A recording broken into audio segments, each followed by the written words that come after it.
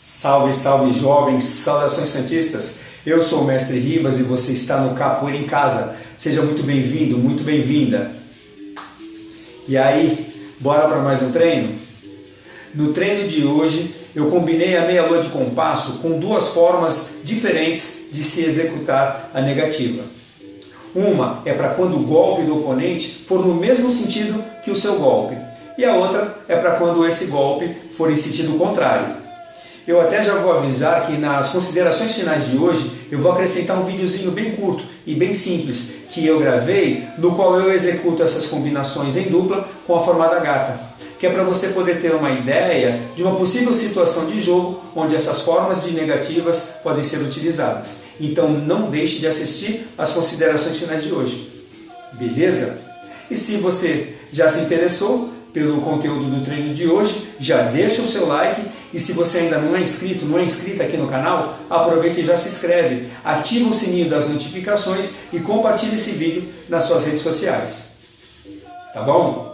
E se você aprova essa minha iniciativa de gravar para você esses treinos semanais, você pode colaborar financeiramente com a manutenção desse nosso canal, com qualquer quantia, através desse QR Code que está aqui no canto e que vai ficar durante todo o vídeo, para facilitar a sua contribuição. Beleza? Agora, sem mais delongas, está na hora de você pegar a sua toalhinha, a sua garrafinha d'água, porque depois da vinheta você já sabe, o nosso treino vai começar. Bora lá?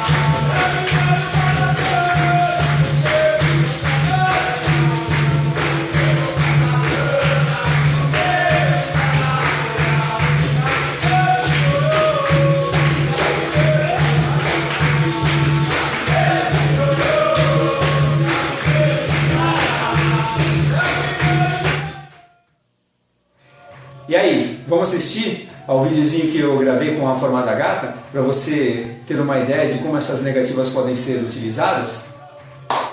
Então bora lá.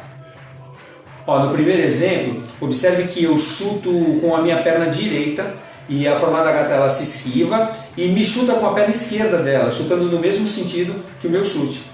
Daí eu percebendo, eu aproveito o giro da minha meia-lua e executo aquela primeira negativa proposta, dando as costas para o sentido do chute dela e me recuperando com o rolê, tanto para um lado quanto para o outro. Já no segundo exemplo, a formada gata ela executa o chute dela em sentido contrário ao meu. Daí eu praticamente nem me levanto da minha meia-lua e já me afasto dela com aquela segunda negativa proposta.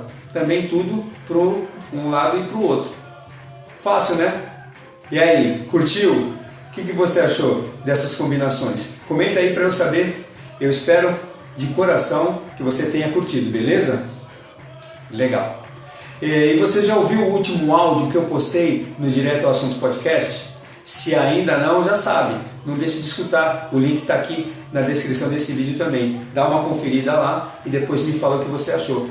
Tá bom? E mais uma vez, se você está curtindo essa minha iniciativa de postar treinos semanais para você e você quiser colaborar financeiramente com a manutenção desse trabalho, então tem aqui ó, o QR Code e também não se esqueça de me seguir, né, nas minhas outras redes sociais. Beleza?